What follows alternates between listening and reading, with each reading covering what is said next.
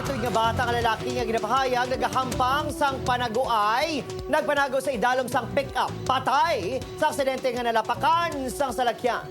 Yaring balita nga atong gintutukan. Sang tinalikdan lang nga January 26, 2024 nagsaulog sa ikaapat katuig nga kadlawan si Mark. Ganito man kasakit sa pamilya nga amo nagaliyad to ang iauli nga birthday pagkatapos si aksidente nga malapakan sang pick-up. Emosyonal ang Iloy City sa natabo kag nagpaiway nga maghatag sang pahaya. Suno, sa tiya sa biktima, nagahampang si Mark upod ang mga abyan sa Dalan Galo sa Barangay 22 sa likod lang sang Burgos Public Market sa Bacolod City. Nagapanago ini sa idalom sang pick-up.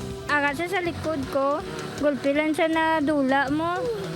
Opdanay man kami sa mga iloya. Buot lang kami, why na sa tupad namon.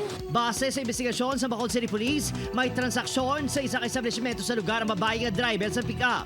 Sang nagbalik na ini sa sakyan, natabuan nga may nagpalapit ng mga kabataan kag iya ginhatagan sa pagkaon. Sa nag-isol ang salakyan sini, dito na nalapakan ng bata nga nagapanago sa pangulihi nga roida. Pag-reverse niya, pinali lang doon na nalagbok na nilapakan sa mga bagay. Isa gali ka bata. Masakit man sa mga abyan sa biktima ang iya nadangatan bangod sa hampang nga panaguay.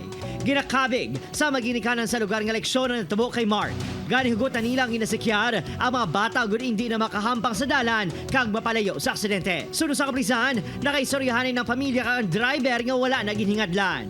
Nagpaiway man nga maghatag sa pahayag ang tagdumalahan sa establishmento kung saan ay nagpark ang driver. Tutukan man sa LGU ang insidente agud makahimo sang nagakaigo nga tikang.